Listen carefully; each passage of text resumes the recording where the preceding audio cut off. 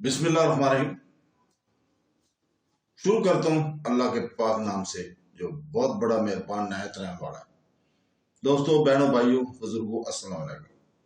آج کی اس صلاح الدین ایوبی کی سلسلہ وار قسط نمبر 35 میں ہم نور الدین زنگی، سلطان نور الدین زنگی کی موت کا واقعہ بیان کریں گے۔ تو دوستو، صلاح الدین ایوبی کے بڑے بھائی شمس الدولہ دوران شاہ نے یمن پہنچ کر خلافت کے نئے دعویدار عبدالنبی خارجی سے ایک خوب ریز جنگی کی اور اسے شکست فاش سے دوچار کیا۔ عبدالنبی خارجی شدید ناکامی اور نامرادی کی حالت میں میدان جنگ سے فرار ہوا، مگر شمس الدولہ کے نائب سیف الدولہ نے دور تک اس کا تعاقب جاری رکھا، یہاں تک اس نے بھاگنے میں عبدالنبی خارجی پر تلوار کا گہرا وار کیا، جس کے اثر پر سے عبدالنبی خارجی لہرا کر گھوڑے کی پشت سے زمین پر گر پڑا۔ سیف الدولہ نے اس کا سر کاٹ کر ایک بڑے خواہ میں رکھا اور اسے صلاح الدین ایوبی کی خدمت میں کیرا روانہ کر دیا۔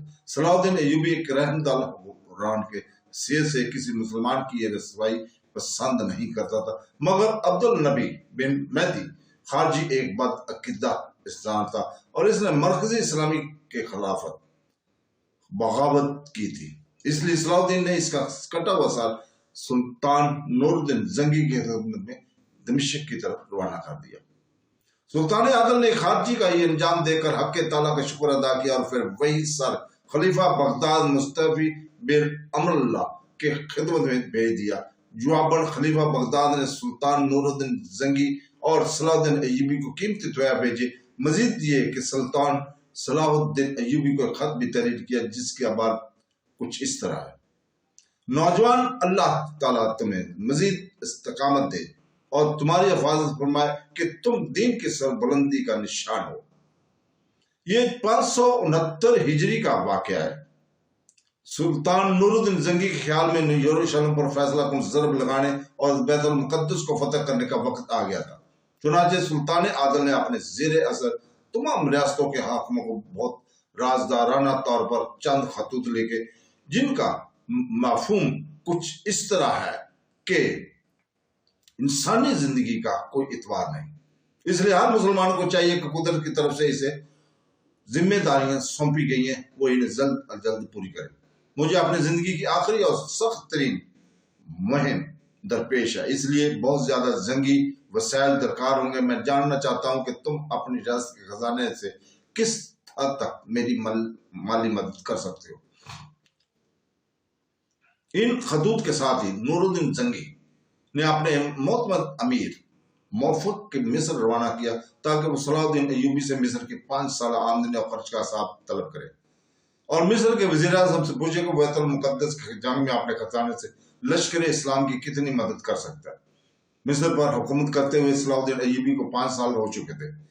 جیسے امیر موفق بن کسرانی سلطان نور الدین زنگی کا ہاتھ لے کر مصر پہنچا، صلاح الدین ایوبی نے محکمہ مالیات کے تمام کرندوں کو مصر کی آمدنی اور اخراجات کا مکمل حساب تیار کرنے کو کہا۔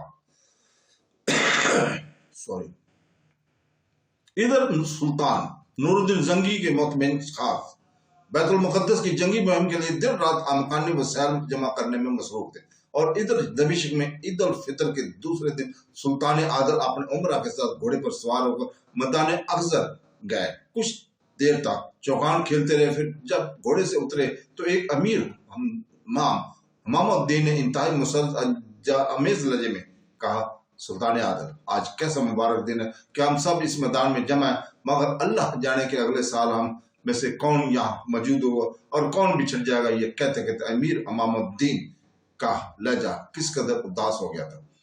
جواباً سلطان نور الدین زنگی نے مسکراتے ہوئے انتہائی شگفتہ لہجے میں کہا: امام الدین، 1 سال تو بہت طویل عرصہ ہے، ہم تو یہ بھی نہیں کہہ سکتے ہم اگلے ماہ اس میدان میں جمع ہوں گے یا نہیں۔ یہ الہامی الفاظ تھے جو سلطان نور الدین زنگی کی زبان سے ادا ہوئے تھے۔ دوسرے دن سے ہی سلطان عادل کو گلے میں ہلکی سی تکلیف شروع ہوئی اور بڑھتے بڑھتے خناق کی شکل میں اختیار کر گئے۔ خناق گلے کی ایک خطرناک بیماری ہے جس میں انسان کا گلا بند ہو جاتا ہے اور اس کی موت واقع ہو جاتی ہے۔ شام، حلب اور دمشق کے مایا ناز طبیبوں نے قدیم کتابیں کھنگال ڈالی اور مجرب ترین نسخے تجویز کیے، مگر کوئی دعا مرض موت کو نہیں ٹال سکتی۔ آخر 21 شوال 569 ہجری کا المناک دن آ گیا۔ سلطان نور الدین زنگی کے گرد سارے امراء جمع تھے۔ سلطان عادل کی سانسیں رک رک کر آ رہی تھیں اور آنکھیں بے نور ہوتی جا رہی تھی۔ والی دمشق کے ہونٹ کانپے جیسے وہ کچھ کہہ رہے ہوں۔ تمام امراء فوراً ہی جھک گئے اور سلطان عادل کی بات سننے کی کوشش کرنے لگے۔ الوداع میرے دوستو، الفراق میرے دوستیو۔ سلطان نور الدین زنگی کی آواز بہت مدھم تھی اور لرز رہی تھی۔ تمام امراء کی آنکھوں میں آنسو آ گئے۔ آج اسلام کا ایک عظیم مجاہد ان سے رخصت ہو رہا تھا۔ پھر سلطان عادل نے بے نور ہوتی ہوئی آنکھوں سے کمرے کی چھت کی طرف دیکھا اور نہایت غمزدہ لہجے میں کہا، میری آخری آرزو، میری آخری خواب۔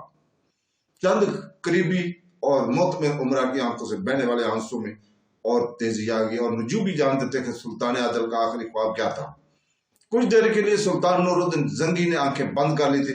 طبیب سمجھے کہ سلطان عادل کی روح پرواز کر چکی ہے، مگر جب انہوں نے نبض دیکھی تو اب بھی زندگی کے آثار باقی تھے۔ سلطان عادل نے دوبارہ آنکھیں کھولی۔ ایک بار پھر ہونٹوں کو جنبش ہوئی۔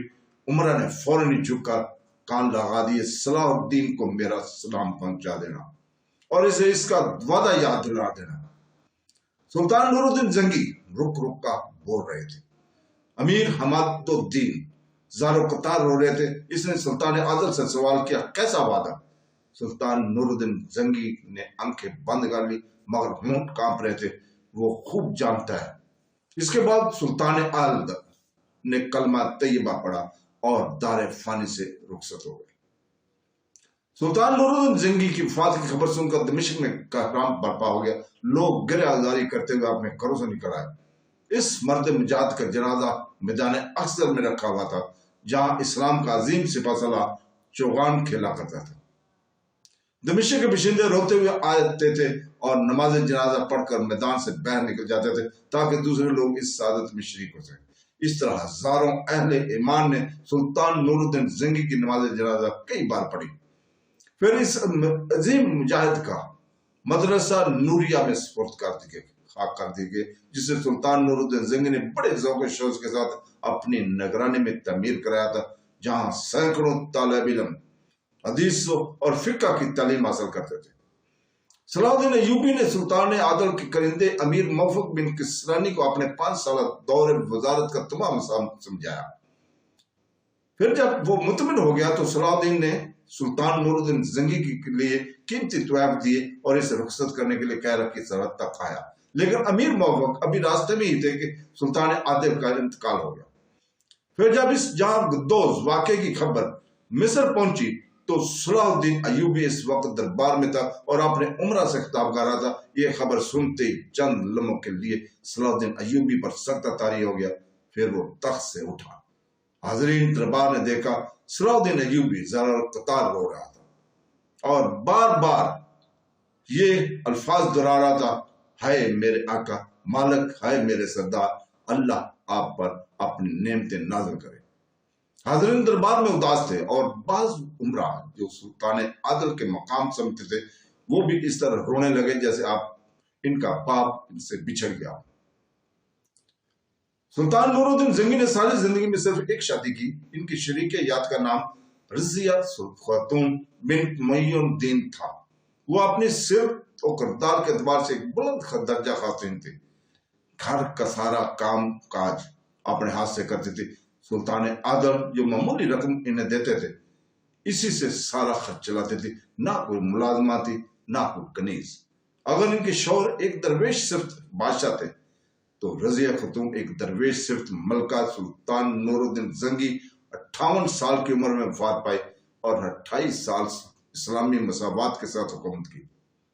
اس طویل عرصے میں سلطان عادل کے حرم میں رضیہ سلطان کے علاوہ کسی لونڈی، کنیز یا دوسری عورت کا گزر نہیں ہوا۔ سلطان نور الدین زنگی کی صرف 2 اولادیں تھیں، ایک لڑکی جس کا نام شمس النساء تھا اور دوسرا لڑکا ملک سالہ اسماعیل جس کی عمر صرف 11 سال تھی۔ دمشق، شام اور دوسری ریاستوں کے تمام امراء نے اتفاق رائے کے ساتھ ملک سالہ کو سلطان عادل کا جانشین قرار دے کر تخت پر بٹھا دیا۔ ان میں سے کچھ امراء سلطان نور الدین زنگی کے خلاف خاندان سے مخلص تھے، لیکن امیروں کی اکثریت سازشی اور تال آزما تھی۔ یہ لوگ ایک 11 سالہ بچے کو ڈھال بنا کر اپنے ذاتی اخراج اور مقاصد جنگ لڑنا چاہتے تھے۔ سلطان نور الدین زنگی کے تمام امراء میں صلاح الدین ایوبی سب سے زیادہ بااثر اور طاقتور امیر تھا۔ دمشق اور شام کے خود غرض امراء کی آنکھوں میں صرف صلاح الدین ایوبی ہی خار بن کر کھٹک رہا تھا۔ ان لوگوں نے سلطان نور الدین محمود زنگی کی تدفین کے فوراً بعد ہی صلاح الدین ایوبی کے خلاف رضا خطوم کے کان بھرنے شروع کر دیے۔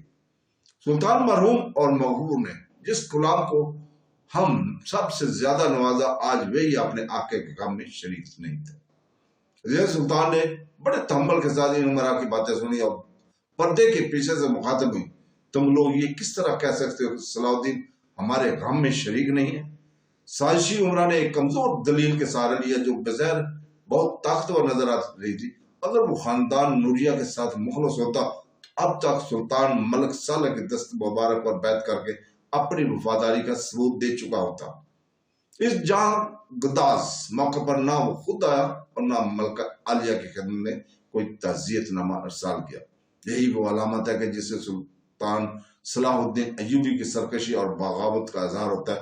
اب عنقریب دیکھ لیں گی کہ اس نے اپنی گردن سے خاندان نوریہ کی غلامی کا طوق اتار دیا ہے۔ تو دوستو، رضا سلطان کے ان امراء کی یہ بات شدت ناگوار ہوئی۔ یہ بات میرے وہم و گمان بھی نہیں تھی کہ صلاح الدین سلطان عادل کے خاندان کے خلاف سرکشی اختیار کر سکتا ہے، بدگمانی سے، جو کہ اہل ایمان کے لیے ایک خطرناک بیماری ہے۔ صلاح الدین کو کوئی مصروفیت بھی ہو سکتی ہے۔ سلطان عادل کی وفات کی خبر مصر میں تاخیر سے بھی پہنچ سکتی ہے۔ رضیہ سلطان کا خاتون کا یہ لہجہ انتہائی سخت زمانہ ساز اور خوشامدی امراء کا خیال تھا کہ وہ ایک سیدھی سادی گھریلو خاتون کو بہت جلد اپنی باتوں کے شیشے میں اتار لیں گے، مگر آج انہیں اندازہ ہوا کہ رضیہ خاتون کتنی دور اندیش عورت تھی۔ بلاخر وہ امراء ناکام اور نامراد واپس چلے گئے، مگر ان کے فتنہ کا ذہن صلاح الدین کے خلاف سازش کا کوئی نیا منصوبہ تراشنے میں مصروف تھے۔ ادھر صلاح الدین ایوبی نے مصر کے تمام مسجدوں میں ملک سالہ کا خطبہ پڑھوایا اور ٹیکسال میں فوری طور پر ایک نکھا سکہ ڈالا جس پر ملک سالہ کا نام نمایاں طور پر پوندا تھا۔ پھر صلاح الدین ایوبی نے دمشق جانے کی تیاری شروع کر دی۔ اگرچہ مصر کے سیاسی حالات پر پرسکون تھے، لیکن صلیبی کس وقت بھی سورش برپا کر سکتے تھے۔ اسی خیال سے سالار عبد القریشی اور امیر اظہر الدین نے صلاح الدین ایوبی کو مشورہ دیتے ہوئے کہا، اگر آپ مناسب سمجھے تو کسی نمائندے کے ساتھ سلطان ملک سالہ کے نام تعزیت نامہ ارسال کر دیجیے۔ ہمارے نزدیک اس وقت آپ کا مصر چھوڑنا مناسب نہیں ہے۔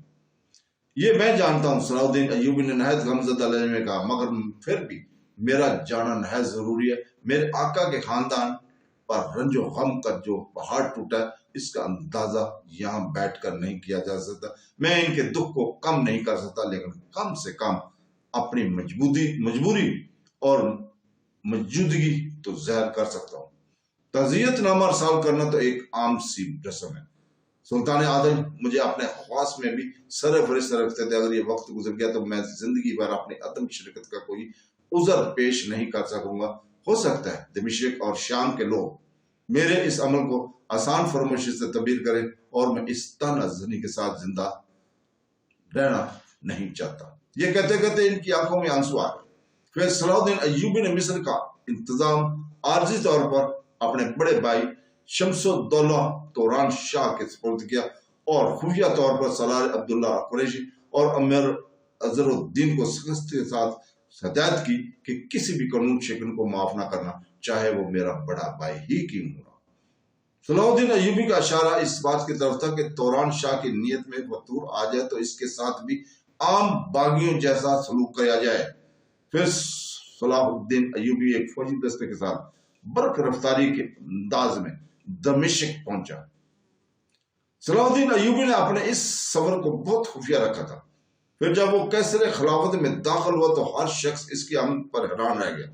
جو عمرہ سلطان نور الدین زنگی سے مخلص تھے وہ صلاح الدین کو قیصر خلافت میں دیکھ کر بہت خوش تھے، اور جو ساشی عمرہ اور رضع سلطان کے ساتھ صلاح الدین ایوبی کو سرکش اور غدار ثابت کرنے کی کوشش کر رہے تھے، ان کے دل آتش حسد سے جل اٹھے تھے اور چہرے مسخ ہو کر رہ گئے تھے۔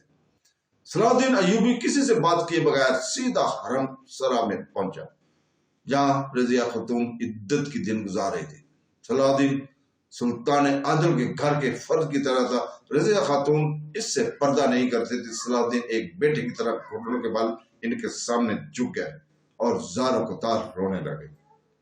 رضیہ خاتون نے مادرانہ شفقت کے ساتھ اس کے سر پر ہاتھ رکھ دیا اور خود بھی رونے لگی۔ مجھے یقین تھا کہ تم ضرور آئے گے۔ تو دوستو، آج ہم یہاں آپ سے اجازت چاہتے ہیں اور کل انشاءاللہ تعالیٰ پھر اسی وقت حاضر ہوں گے۔ اللہ حافظ۔